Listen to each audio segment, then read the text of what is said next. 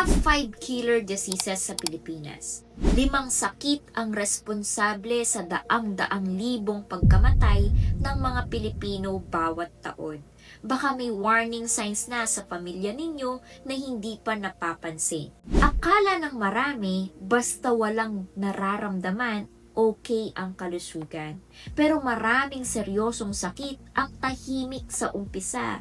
Hindi mo agad ramdam. Minsan simpleng hilo lang, simpleng ubo, simpleng hingal, simpleng pagod, hanggang sa isang araw, malala na pala. Ang nakakatakot dito, marami sa mga sakit na ito hindi agad naaagapan. Hindi dahil walang warning signs, kundi dahil maraming Pilipino ang hindi pinapansin yung mga simpleng warning signs. Sa pamilya ninyo, may kilala ka bang laging pagod kahit sapat naman ang pahinga? Yung kahit konting lakad lang hinihingal agad. May kilala ka bang ihi ng ihi sa gabi, laging nauuhaw, hirap makatulog sa gabi? Pwedeng warning signs ang mga yan ng mas malalang sakit. Ito ang top 5 killer diseases sa Pilipinas ayon sa data. Top 5, diabetes. Last year, mahigit 34,000 Pilipino ang namatay dahil sa diabetes. Milyong-milyong Pilipino ang may diabetes at marami pa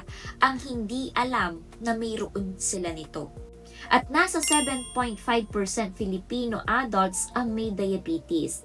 Ang sintomas ng diabetes ay laging nauuhaw, ihi ng ihi, madaling mapagod, lumalabo ang panginingin, o may sugat na mabagal gumaling. Top 4, pneumonia. Last year, mahigit 38,000 Filipino ang namatay dahil sa pneumonia. Akala ng iba, simpleng ubo lang. Pero kapag ang infeksyon bumaba sa baga, pwedeng maging seryoso. Lalo na sa senior citizens, bata, diabetic, may sakit sa puso o mahina ang immune system. Top 3, stroke. Mahigit 55,000 Pilipino ang namatay dahil sa stroke last year. Ito yung nakakatakot kasi minsan isang araw okay pa yung tao, nakakapagsalita pa, nakakalakad pa, nakakatawa pa, tapos biglang tabingi ang mukha, biglang hindi makapagsalita, biglang nanghina ang paa o kamay, hirap ng lumakad, kailangan ng alalayan. Kabilang sa mga pangunahing risk factors nito ang high blood pressure. Top 2, cancer. Ayon sa PSA, mahigit 67,000 Pilipino ang namatay dahil sa cancer noong 2024. Kaya ito ang pangalawang leading cause of death sa bansa. Ayon naman sa International Cancer Estimates, mahigit 110,000 cancer deaths ang naitatala sa Pilipinas bawat taon. Ibig sabihin, mahigit 300 Filipino ang namamatay dahil sa cancer araw-araw, hindi paminsan-minsan. Ang pinaka-common na cancer overall ay breast cancer. Pero ang pinaka-nakakamatay ay lung cancer. Sa mga kababaihan, kabilang sa pinaka-common ang breast cancer, colorectal cancer, cervical cancer, lung cancer at ovarian cancer. Sa mga kalalakihan, kabilang sa pinaka-common ang lung cancer, prostate cancer, liver cancer at leukemia. Halos 1 out of 5 Filipinos ang pwedeng magkaroon ng cancer bago umabot ng edad 75. Ang mahirap sa cancer, may mga klase na tahimik sa umpisa. Minsan mapapansin mo na lang, biglang pumapayat.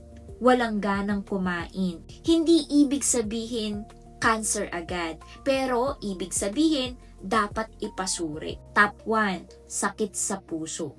Ito ang number 1 killer sa Pilipinas. Sa medical term, tinatawag itong ischemic heart disease. Pero para mas simple, tawagin natin itong sakit sa puso. Ito ang sakit kung saan nababawasan o nababara ang daloy ng dugo papunta sa kalamnam ng puso na maaaring humantong sa heart attack. Last year, mahigit 111,000 Filipino ang namatay dahil sa sakit na ito. Ibig sabihin, mas marami pang namamatay dahil sa sakit sa puso kaysa sa cancer, stroke, pneumonia at diabetes individually. Huwag hintayin na emergency bago kumilos. Start with this. Magpa-check ng blood pressure, magpa-laboratory, bawasan ang sobrang alat, sobrang tamis, gumalaw-galaw araw-araw kahit walking lang muna, matulog ng maayos, at kung may kakaibang nararamdaman, huwag puro mamaya na. Hindi ko sinasabi na kapag sumasakit ang dibdib, heart attack agad. Hindi lahat ng ihi ay diabetes agad. Hindi din ibig sabihin na kapag ubuhin ka, pneumonia agad.